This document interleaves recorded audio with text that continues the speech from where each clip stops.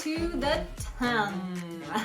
The tongue in General American English is really fun. It's relaxed, forward in the mouth, just behind your bottom teeth, and it's usually spread out pretty wide. Fun fact, many linguists actually believe that this is due to that all-American customer service smile.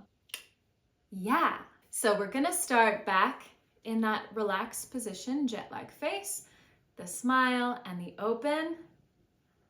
But this time I want you to focus on your tongue. See if you can keep the tip of your tongue on the back of your bottom teeth and just let it kind of flop there. And now take a really good look at your tongue. Get super curious.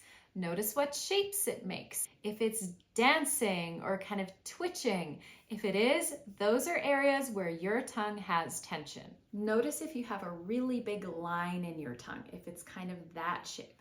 That's tension too. If you look at babies' tongues, they're totally flat. And if your tongue is dancing a lot, it's really normal. Our tongues have the personality of that like straight A, best student in the class, you know, the one that the teacher's like, can anybody help me tidy up? And they're like, me, I will help tidy up. I have no idea what you're talking about. I was definitely not that kid in school. Nope.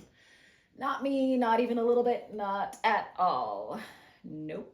I know the answer, call on me! That's kind of the intensity with which your tongue works in your mouth.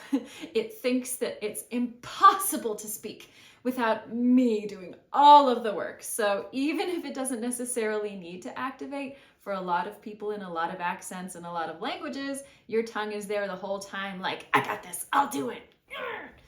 And it's working a little bit over time, so it needs to just chill a little bit. So there are 3 main exercises for the tongue that I want you to do on a regular basis in order to work on that General American placement. The first exercise is to stretch out the root of the tongue. That's just under here. You can actually feel it if you stick your thumbs under your chin and your head is, on straight and relaxed, and kind of poke around, you're poking underneath your tongue. And you can feel it attaches down here, and that's the part that we want to stretch out. Fun fact, little detour, try doing that and look up. Can you feel that it gets a little bit harder?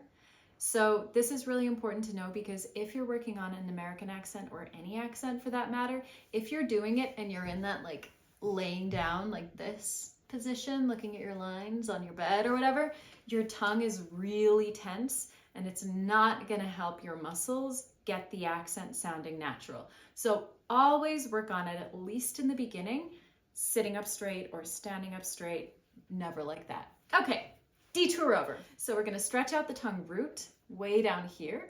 If when you opened your mouth, you noticed your tongue go to the back of your throat, this muscle is going to be especially important for you to stretch out and focus on. So all you're going to do, relax, smile, open, and you're going to stick the tip of your tongue to the back of your bottom teeth, and you're going to push the middle of your tongue out and down towards the ground. It might look something like this.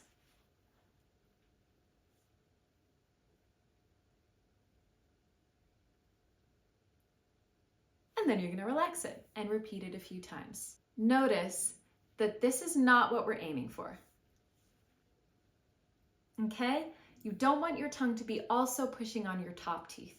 You want to really open your mouth as wide as you can and aim it to go out and down. It might not go that far. You might not have that really strong curve that I have. My tongue is now an alien. But if you're doing it right, you should feel it kind of pull about here, but like on the inside of your mouth, inside of your throat, if that makes sense. After you stretch it, always focus on letting it just sit in your mouth when it goes back inside. And repeat this a few times. The next exercise is to massage your tongue. Sounds a little weird, quite uncomfortable, but it works. What do you have to do? Step 1, thumbs under your tongue, and you're going to stick your tongue out. Remember, relax, smile, then open.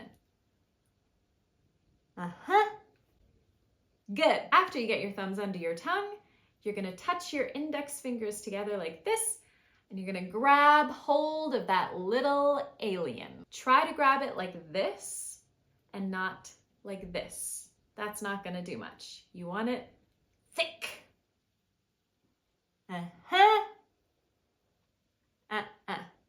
Step 3, you're gonna pull your tongue out and down towards the ground while you're pushing your fingers together and imagining squeezing a tube of toothpaste. So your fingers kind of slide along your tongue. It'll look something like this.